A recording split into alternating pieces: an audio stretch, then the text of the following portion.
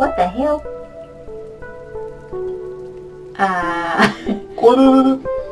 You look great on camera. He...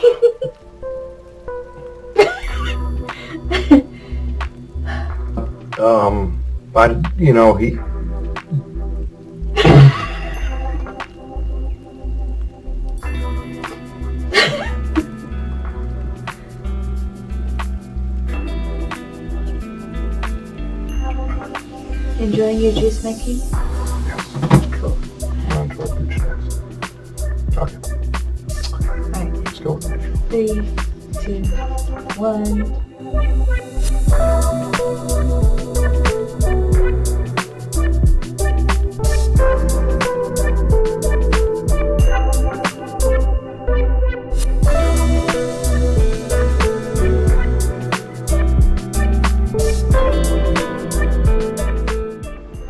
Hello and welcome back. If you're new to my channel, my name is Kimiko Rux and I'm here to share our review on the movie Everything, Everywhere, All at Once.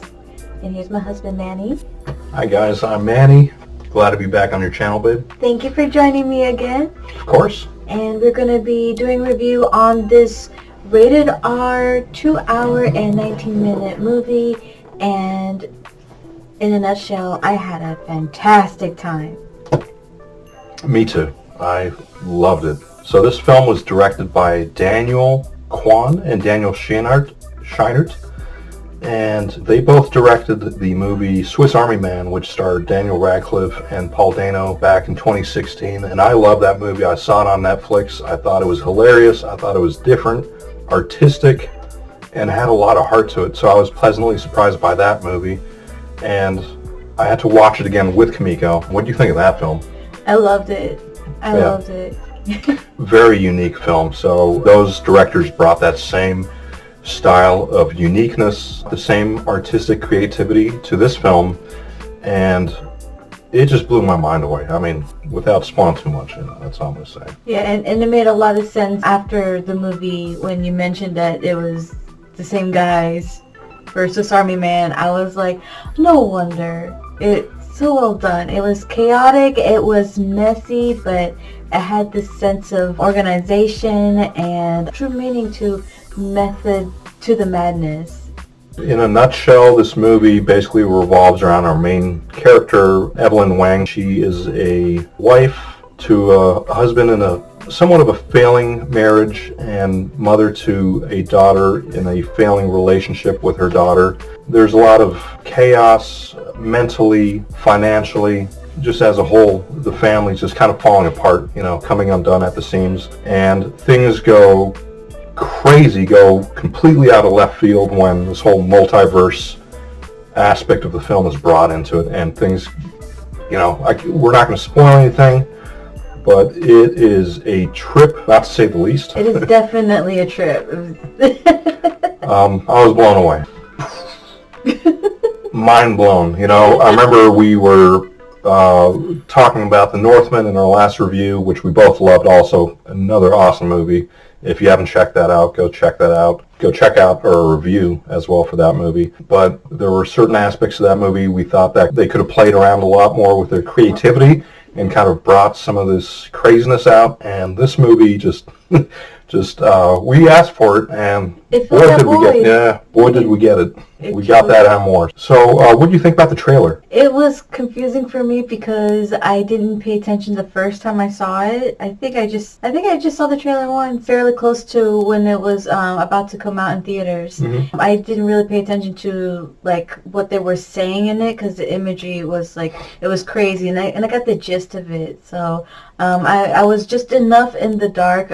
So when I came in to see the film, it just completely just blew me away. It was the image, the costume designs, the makeup, and also the various they definitely explored a good amount of possibilities. Everything, all the cards were out there, and they played with a good amount of them, and that's what I found so satisfying in this film. So yeah, I agree with you. I think the trailer, it was a little bit all over the place. Obviously, I knew watching the trailer that this movie itself would be a mind trip. I didn't know what to expect. Aside from that, I just thought it'd be, I didn't even know it was the same directors that made Swiss Army Man, which I loved a lot. So I had expectations going into the movie that, yeah, this is going to be a fun film to watch, but I had no idea how much fun I would actually be having. I love when movies show trailers and you're watching the trailer and you're like, all right, looks fun. And once you watch the film, you're like, oh, that trailer didn't even do it justice, because the movie itself is so much better, right? And then there's those movies that show such an exciting trailer. Yeah, The Green Knight. And, you know, we were kind of like, so it's always a hit and miss with trailers. You never know what you're going to get. You know, those guys can make the trailers look just as awesome as they want. And my mind's blown still. I want a second viewing. I love the movie that much. I want to go back and see it again. I'm down to see it again. I feel like there are things in the background that I missed at times. There's a lot of hidden gems kind of throughout the film. Let's talk a bit about the cast. Michelle Yeoh. Mm-hmm. She played as Evelyn Wang, and she's a stressed out and angry mother, either at herself or projecting it upon her family. She ends up being shown another universe where she's living her best life. Lives, yes. Many lives. Yes, right? And she's shown various forms of herself in a trailer. I was just taken away with all the faces that they were giving her, and like they brought her to the average Jane, and to feel her as like the normal American woman, just, you know, working hard to get by, and her life is not of luxury. And then she's like shown all these ways that she can be her best self. It's pretty cool. She starred in movies such as Memoirs of a Geisha, Crazy Rich Asians, said she was in Shang-Chi. The aunt in Shang-Chi, in Crouching Tiger, Hidden Dragon. She is a wonderful actress. Just, she blew my mind, and I think her range of acting is just right up, you know, just it's really up there. And I think she showed all ranges of emotions, from sad to angry to loving to happy to sad, you know. Crazy. To crazy. And she just did it so effortlessly, and I was blown away, and I think nobody else could have filled that role better than her, and she's really cemented herself as one of my favorite actresses right now. I think she really blew me away with her role in this film. So nice. She did, and I was able to feel everything. Like I said, she did it so effortlessly, I was able to feel everything she was showing on screen, so it's just awesome job. Hands down, I don't watch the Academy Awards that much, or at all, except for the last one. Oh, but she's worthy of an Emmy. She's going to get something for this. Who do we have next? We have Hugh Kwan, who plays Waymond Wang, Evelyn's husband. Waymond, not Raymond, but Waymond. Do you guys recognize his voice? Because we didn't until after. Well, I looked him up, and apparently he plays Short Round in Indiana Jones Temple of Doom, and I'm like, damn, he's that kid. He sounds the same voice right off the bat. He's kind of a squirrely kind of guy, you know, he doesn't love confrontation at all or anything like that. And what do you think? He was funny. I didn't think he was going to be much of a character, because at first, when I first heard him speak, I didn't really know it was coming from him. Literally, like, I don't think the camera angle showed it was him talking. So I'm all like, you know, who's this other woman talking to her? And then eventually he starts, you know, showing where he's coming from, and it's like, oh, okay. And throughout the movie, his progression, it was crazy. He took off nicely. Good job, sir. I loved him. I didn't feel like I cared too much about him to begin with. I felt more invested in Evelyn's character and what she was going through and how she was feeling. But as the movie progresses, you really get to kind of see his side on things. You get to feel for him, and he becomes the heart of this movie. He really does. He did a wonderful job, and should go Short Round, you know. Next up, we have Stephanie Su, who plays Joy Wang, and that's the daughter of both Evelyn and Waymond. What do you think of her? Joy Wang was a joy to watch. She was, her character was very well artistically spoken. Their choice in her development, it was very well paced. And it very relatable. I found myself being able to relate with her when it came to dealing with just a stressed out and angry mother and what she had to deal with as a growing young adolescent. Looking from the outside, you could only imagine the kind of like feelings that she's going through, but being able to relate with her just made it more personal, and there are tones that she hit that helped me feel, or helped us feel, like more included. Like she really brought out feelings. All of them brought out feelings. You know, you can relate with these people. Like I said earlier, they brought her down to an average Jane. These people are people basically at our level, and we can like. Well, you're an everyday person, right? Yeah, you're an everyday person, and you could totally feel how they would be feeling. Yeah, it's a modern family with problems that I'm sure a lot of us can relate to. Joy Wang, or Stephanie, she did a wonderful job. One thing that stands out for me was her attire. She had many different costumes throughout the whole film, and they were just so outlandish and very colorful and popped out, and that's one thing I'm going to remember.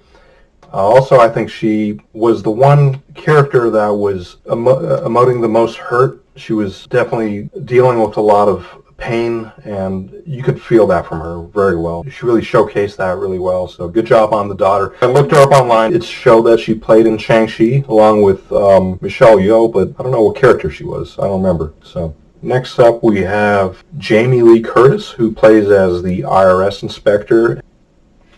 I can't believe we didn't notice her from the trailer alone. It took the big screen to really show it was her. She did great. They made her really feel like that DMV vibe, you know, but the one that's actually like trying hard but not dressed to kill. It's just like your captain of the average Jane. Horrible haircut. She's got the wristband for people with carpal tunnel or whatever. She's got a gut going on, and it's just funny because they didn't make her look very pleasing, you know, like aesthetically pleasing to the eyes, just very just plain, and just I didn't even notice it was her. It kind of reminded me of Tom Cruise playing as Les Grossman in Tropic Thunder. Yeah. It took me a second to realize it was him. You know, it was him till the end of that movie. Yeah. In that movie, it took me a good 5 minutes or something, and I'm like, it was his voice that got to me, and I'm like, in this one, I don't know, I think it was her eyes or something, you know, like I was just looking at her face a little bit more. I'm like, oh, okay, I can see past the haircut and the glasses and all that. And I think she was wearing a fat suit.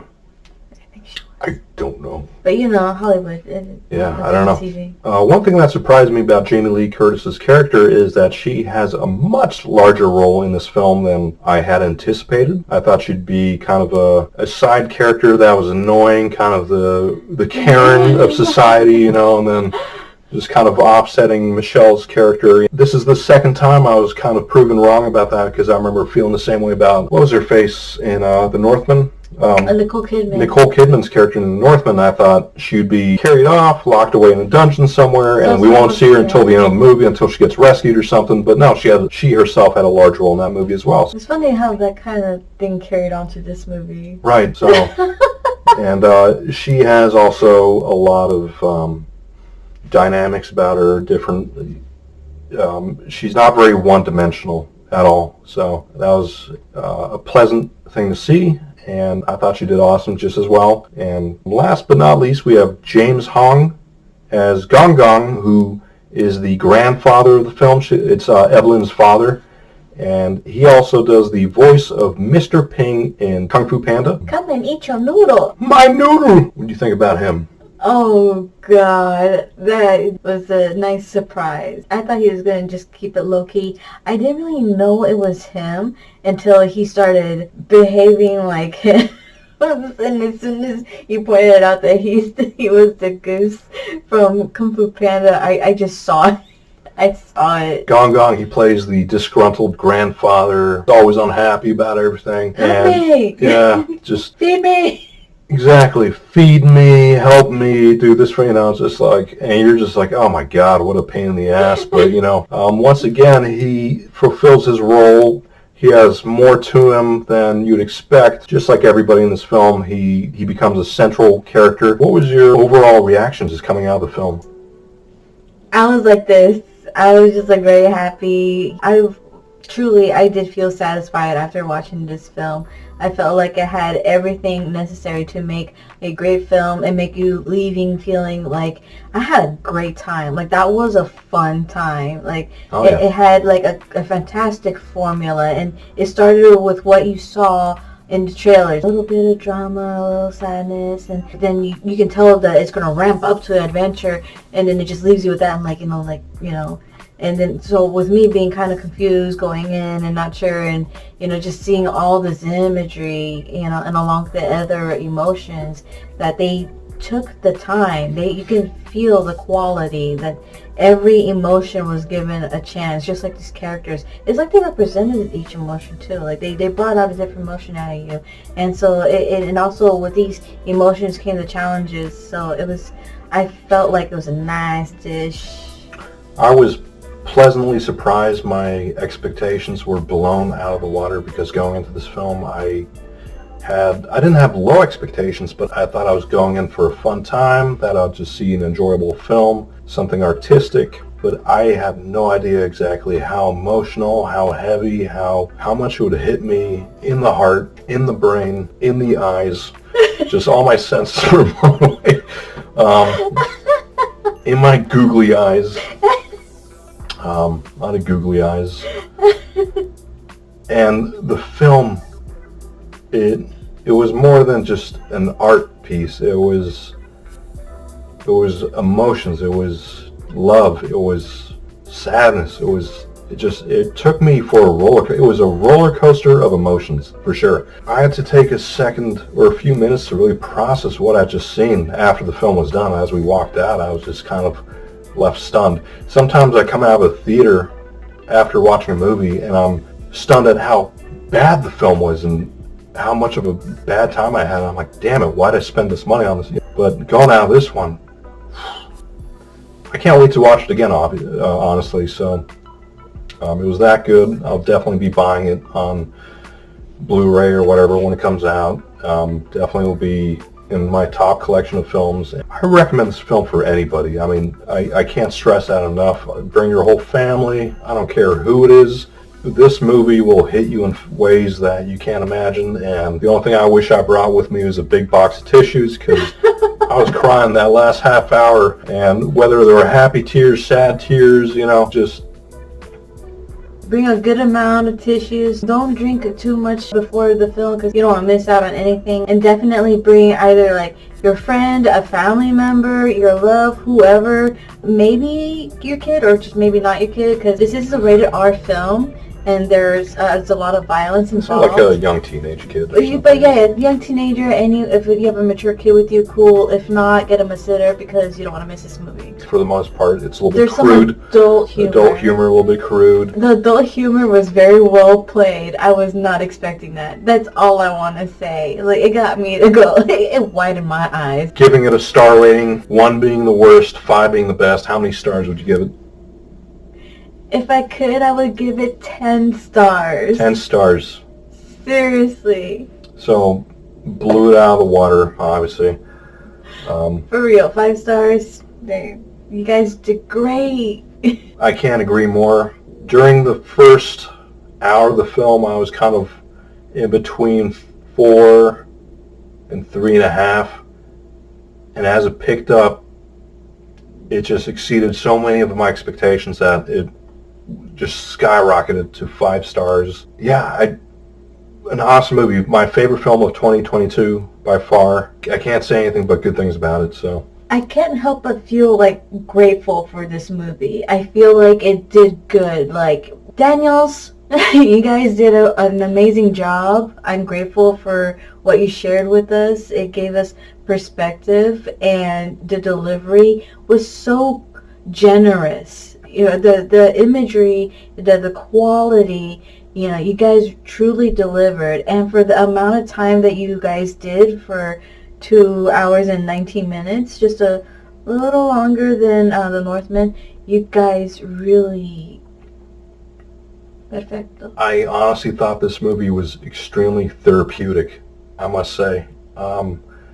Especially nowadays with everything that's going on, with all of us. With the virus and the wars and all that stuff. And it really makes you think about what should be important to us, and and maybe what's not so important to us, at the same time. And it's like you said, it's a film that I didn't even know I needed, but I was glad I got it. So I'm glad we didn't pass up on this one, because this came out before The Northman, and while the trailer itself looked fun for this movie, I felt pulled in by The Northman. I'm like, oh, I got to see that movie, and I was thinking about Doctor Strange after that, and this movie could have flown right under my radar, and I could have missed out on it, and I'm sure I could have seen it down the road sometime on Netflix or on DVD or something, or Blu-ray, So I'm really happy went to see it in theaters, because I think it deserves a theatrical experience. This movie deserves to be seen on a big screen. The camera angles are awesome. The music is great. The heart is in there. The action is great. The actors are awesome. Just A+ all around.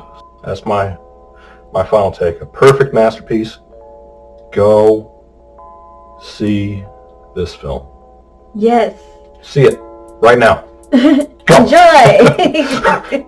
Put that drink down, because you don't want to... Put your baby down. Go watch it. Get a sitter and get out. Yeah. Grab your husband, grab your wife, grab your whatever the heck, and just go see this movie. Grab a box of tissue.